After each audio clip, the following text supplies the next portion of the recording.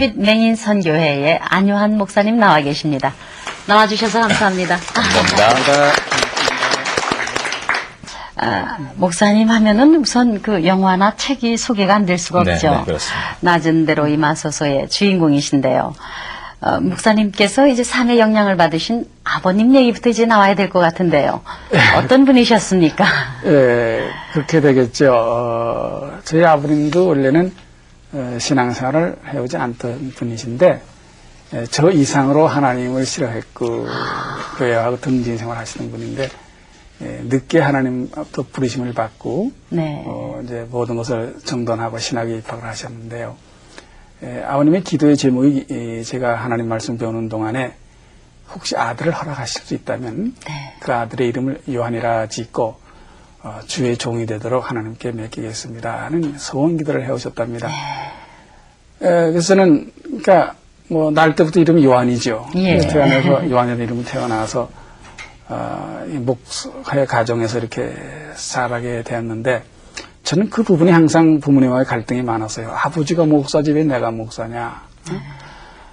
특히 이 목사님들이 그때나 지금이나 목회라는 게 참 그 하나님 사명감 때문에 하시는 것이지 그 세상적인 계산으로는 할 수 없는 사명이잖아요. 그러니까 저는 그 가정에 자라나면서 그 목사님들의 어려움을 잘 알죠. 특히 그때만 해도 이 교회에서 다 사회다 그렇고 생활들이 어려워서 특히 우리 목사님들이 그 식구가 많으면 교인들에게 부담도 주고 또 초빙도 잘 되질 않고 그랬어요. 그래서 아버님도 안 되겠다. 좀 가족 계획을 좀 하셔야겠다. 그래가지고 잘 하셨죠. 뭐 딸 5하고 아들 3만 낳았으니까요. 조그만 사택 한 방에 꽉 차요.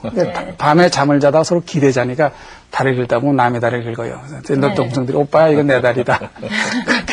그런 생활을 해오면서 근데 항상 그 말씀 가운데 하나님은 축복이시고 사랑이시다 그러는데 배고프고 남의 다리 긁고 자는 게 하나님의 축복이고 사랑이라면 좀 그런 그 말씀이 제 어린 가슴에 와 닿지를 못했어요.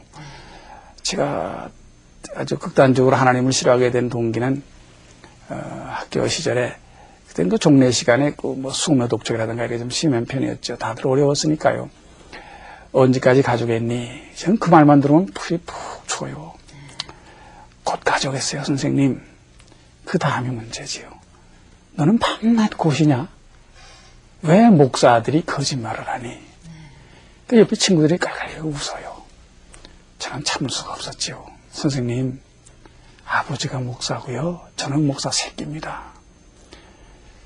그 선생님이 좀 자존심 상하셨겠지요. 너희 좀 나와. 좀 맞았어요. 너무 분했어요. 정말 피눈물이 나더군요. 이 수많은 집 중에 가난뱅이 목사 가정에 태어나서 이게 무슨 꼴이야. 저는 집으로 돌아와서 어머니 앞에서요. 집 안에 있는 성경창서, 교회 열고 교회에 있는 성경창 전부 놨다가 불에 태워버렸어요. 하나님 다 주고 버려라. 네가 나한테 준 게 뭐냐. 내가 있어가지고 우리 아버지 목사 만들어 놓기 무슨 꼴이냐 말이야. 그래요. 그때 어머님의 피눈물이요. 그래요. 저는 그 다음부터 주일마다 교 앞에 써붙였어요. 하나님은 없나니라. 안요한 복음 1장 1절이다. 많은 사람들의 마음을 아프게 했죠. 저는 정말로 죄인 중에 죄인이 됐습니다. 그래요. 나는 이 간섭 많고 가난스러운 이 목사 가정을 벗어나서 내 홀로 서서 내가 최대 노력을 해서 아버지 이상으로 하나님 없이 멋지게 사는 모습을 모든 교회와 교인들에게 보여주고 싶었다고요. 그래서 사실 열심히 공부했어요. 일학물 공부했죠. 대학을 졸업했어요. 꿈을 키웠어요. 그런데 아버님이 부르시는 거예요. 신학대학에 가거라. 청천벽력 같은 말씀이죠. 저는 부모님의 모습을 봤어요. 저렇게 고생하시면서도 자기 사랑하는 아들에게 자기와 같은 고생된 길을 또 가라가실까? 도대체 우리 아버지가 어머니가 믿는 하나님은 계신 분인가 안 계신 분인가? 어떤 하나님이시길래 저는 그 하나님이 궁금했던 거예요. 그래서 신학대학원을 들어갔죠. 와서 강의를 받기 시작하는데 보니까 서로 돌려봐도 전부 저는 그때 22살이었는데 30대, 40대, 50대래요. 얘기 들어보니까 어떤 분은 사업을 하다 실패했다. 하나님 만나서 오시고 어떤 분은 죽을 병에 걸렸는데 하나님이 고쳐주셔서 나무생이 하나님께 드리게 오셨다 그러고 그런데 가만 저는 뭐 병도 아픈 적도 없고 사업에 실패한 적도 없는데 괜히 앉아서 우두가니 석교 앉아있는 게 한심스럽고 특히 그 신약과 구약 중에 구약이 좀 한심스럽대요. 모세가 지팡이를 던지니까 뱀이 되고 뱀을 잡으니까 지팡이가 되고 참 잘들 논다. 나는 그 하나님을 믿을 수가 없어요. 어떻게 내가 믿지 못한 하나님을 어찌 믿지 않는 사람이 하나님 계시다. 목사가 될 수 있어요? 나는 못해요. 그래요. 이건 내가 쓸 땅이 아니다. 그런 변명은 있었죠. 내 마음속에 내가 혹시 세상에서 잘 살면 교회를 봉사하고 우리 고사하는 목사님들 내가 뒷바라진 잘 하리라 그러면 내 자신은 목사가 되기 싫다. 그 세상에 나와서 열심히 또 공부를 하고 노력을 해서 좋은 직장도 가졌었고 또 이 미국의 미 국방성 어떤 기관에 이 외국어 연구원으로 이렇게 초청을 받게 되어서 이제 꿈과 사랑을 키우는 또 그는 그 당시 또 가정을 가지고 두 딸하고 이제 그 가정의 꿈을 키우면서 이제 열심히 출국 준비를 하고 있을 그 당시였죠. 네.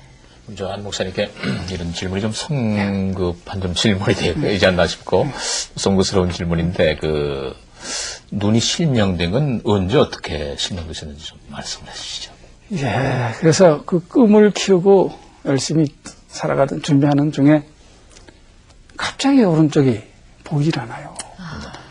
내가 너무 피로했나 보다. 그래도 이 시력의 비밀을 그때부터 이제 갖기 시작한 거죠. 아무도 이 시력의 비밀한테 누구한테 얘기할 수가 없더라고요. 그래서 남몰래 이 병원 저 병원 다니면서 원인을 물어보고 치료도 받아보고 갑자기 눈을 감았다 또 떠봤다 좀 어떻게 했나 상태 어떤가 날이면 날마다 점점 더 어두워지는 거예요. 오른쪽 눈이 완전히 깜깜해져요. 네. 그래서 또 얼마 후부터는 또 왼쪽 눈마다 심상치가 않아요. 예. 그래 이 병원 저 병원 이 약 저 약 그것도 또 우리 집사람한테나 주위사람한테 얘기를 할 수가 없더라고요. 네. 혼자 부닥치고 넘어졌어도 혼자 골목에 앉아 눈물 흘리고 이 밤에 이 번개가 치고 수나가 쏟아지는 밤에 문 앞에 전봇대가 있었는데 전봇대를 껴안고 밤새도록 울다가 빗물이 눈물 닦아주고 그렇게 방황하고 그러던 중에 한 번은 어느 시골에서 여학교에 프로 영어 교수 자리가 비었는데 한 번 그렇게 마음의 방황 갈등이 많으니까 한번 요양겸해서 한번 내려와 있는 게 어떠냐. 네. 저는 당연히 죽은 것 같은 이 현장에서 이 시력의 비밀을 가지고 살 수가 없어서 몸부림치다가 아주 구세주를 만난 기분이 나더라고요. 네.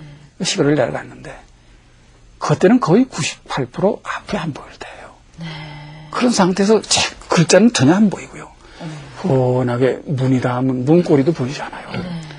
그러니 거의 못 보는 상태에서 과목을 가르치고 담임까지 맡고 행정적인 처리를 하고 그래서 항상 눈을 뜨고 있으면 아프기 때문에 시간만 있으면 교무실에서도 가만히 눈을 감고 있더니 제 별명이 안유한 선생님은 명상의 사나인가 봐. 그리고 또 수업시간에 들어가도 글자 책은 들었지만 글자가 안 보이니까 어머나.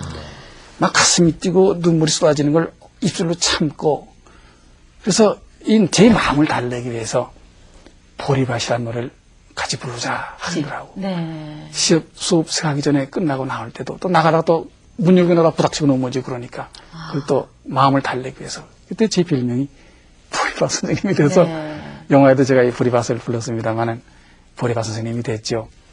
제가 그때 그 한 장면이 잊지 못할 거 있는데 하루 수업에 들어갔는데 앞에 여학생이 선생님 밑에서부터 세 줄을 다시 한번 읽어주세요 그러는 거예요. 네.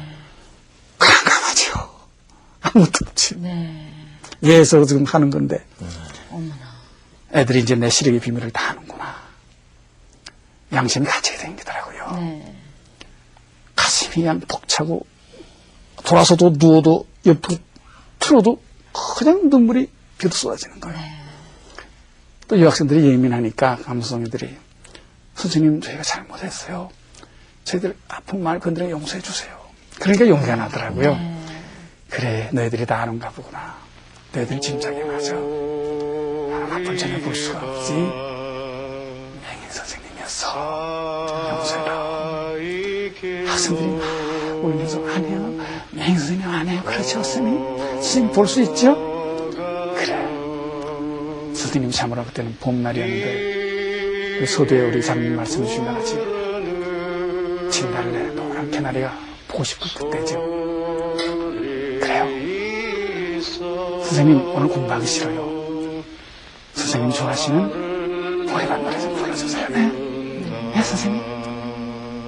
자 그래서 한 번도 써보지 못한 되는 거 손에 쥐고 우리 제자들 앞에 마지막 불렀던 노래가 이 보이다 하십니다. 그 즐거움이 몰랐습니다. 그렇죠.